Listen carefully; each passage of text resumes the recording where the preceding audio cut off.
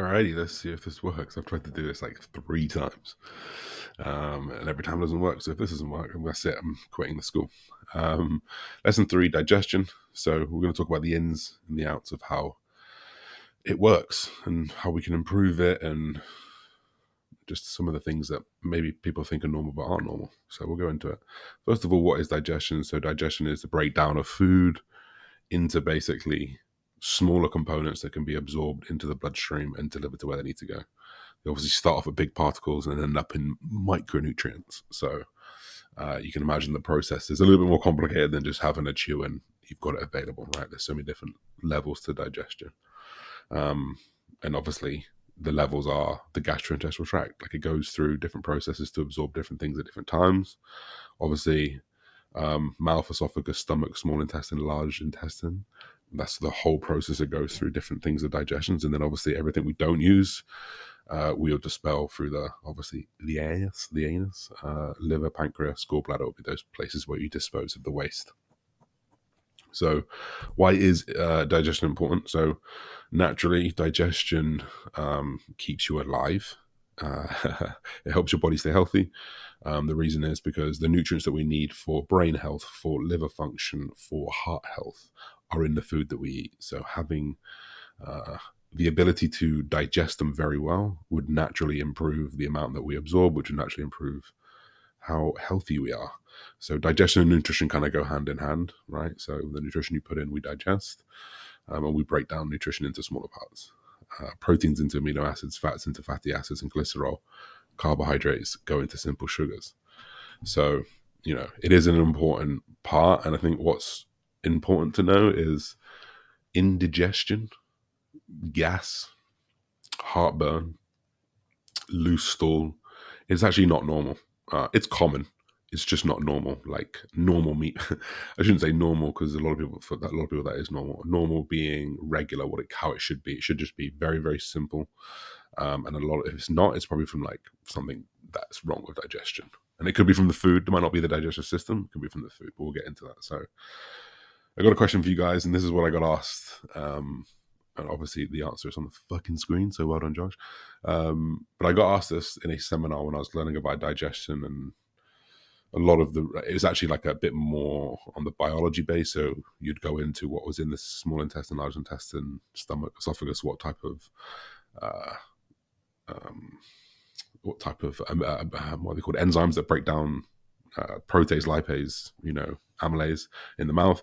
And basically the question was like, where does digestion start? And everyone was like, mouth, because you put it in your mouth. And he said the eyes, and everyone was like, what does that mean? He goes, have you ever watched the TV show Man versus Food or Food Online, and you think, and your mouth starts watering?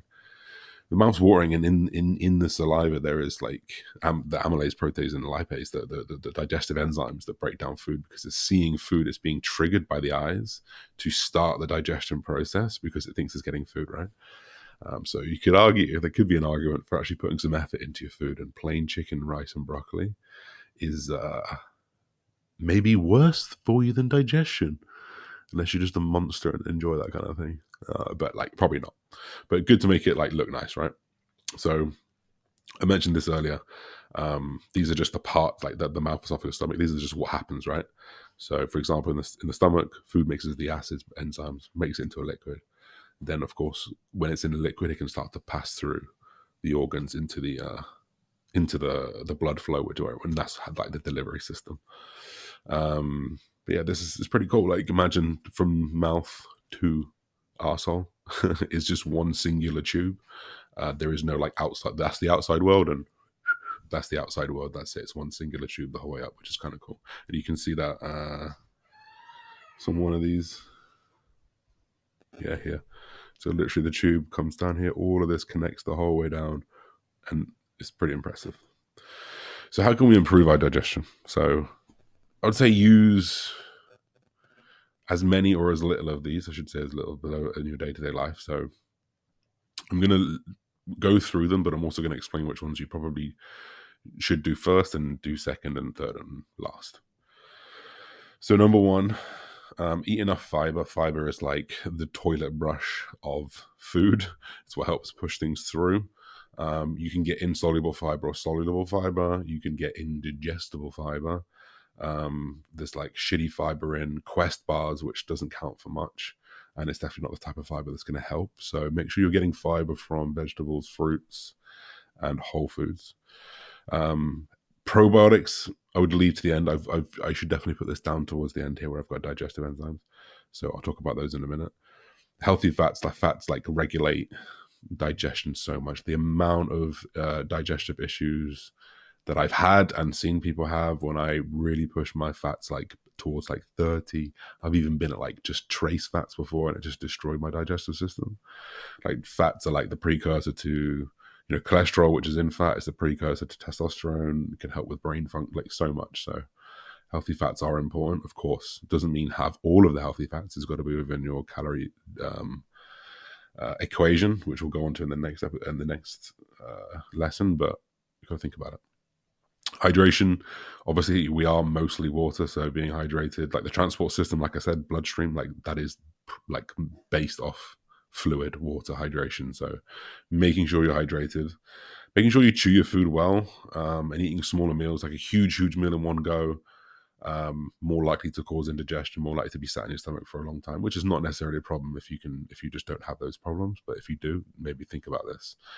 Chewing your food as well. Like one thing I want you to do is like just put like a normal spoonful in your mouth of something that you chew, not like cereal, for example, or just a bite of something. Count how many times you like chew before you want to swallow, and then do the same and add like 10 chews and feel the difference in your mouth. It's like macerated, it's like water, and it just passes through so quickly. So maybe you don't need to do that every single time. It's a bit excessive to be counting your chews, but if you're constantly suffering with indigestion, for example, post show, when I am inhaling food, like I get indigestion all the time because I'm just inhaling and swallowing big chunks of food, and it's like harder to digest, right? So think about that. Obviously, exercise regularly, but taking post meal walks is really good. So Stan Efferding, I'm sure he's got some qualifications, but he basically coined the vertical diet, which was super simple foods. I don't want to run over it right now. Maybe I'll do a lecture on it one day because I did run it for like 6-7 months on an off season once because it's great for digestion. And he built it for like strongmen and powerlifters who have to eat like 8,000 calories and they just couldn't eat enough. So he introduced these 10 minutes post walks. We call them postprandial. Prandial's just food. Post walk, postprandial, post food walk.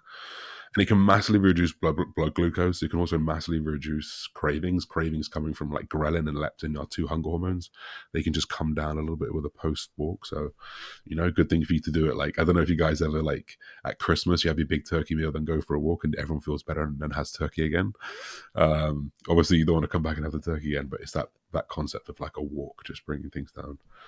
Obviously managing stress, like stress can literally cause IBS. So depending how susceptible you are to stress, like put some effort into it. Like I really have harnessed like learning how to detach from things that should maybe made me stress in the past, but they just doesn't, like stressing doesn't do anything.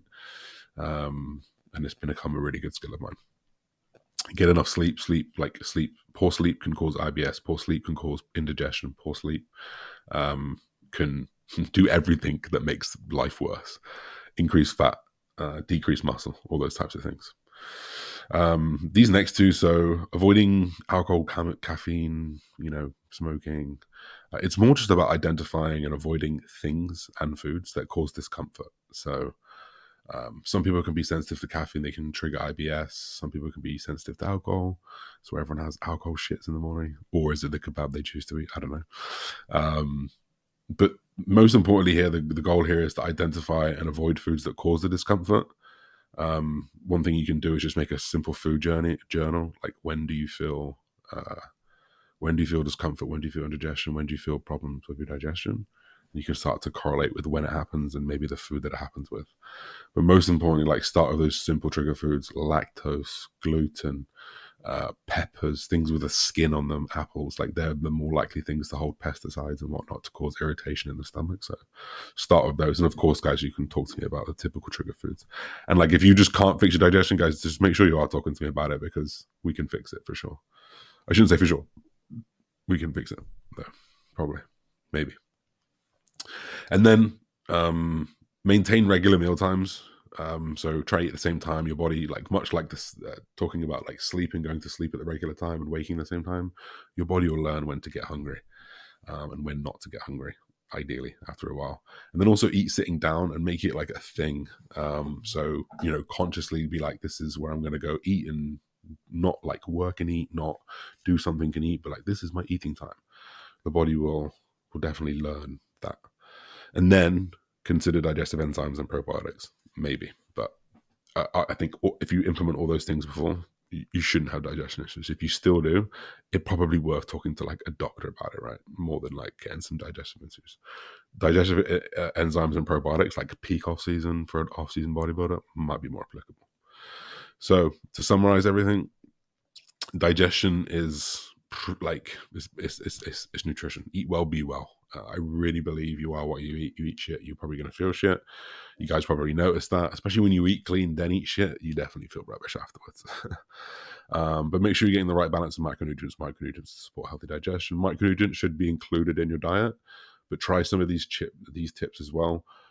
Try and chew more during your meals. Space your meals out. Don't like backload your food. I backload my food a little bit when calories are really low. But if you've got digestion issues, don't hoard the food for the evening because it's going to interrupt sleep, might cause the issue, blah, blah, blah.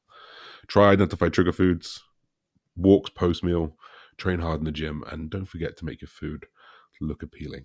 So, hope you guys enjoyed that episode, that lesson.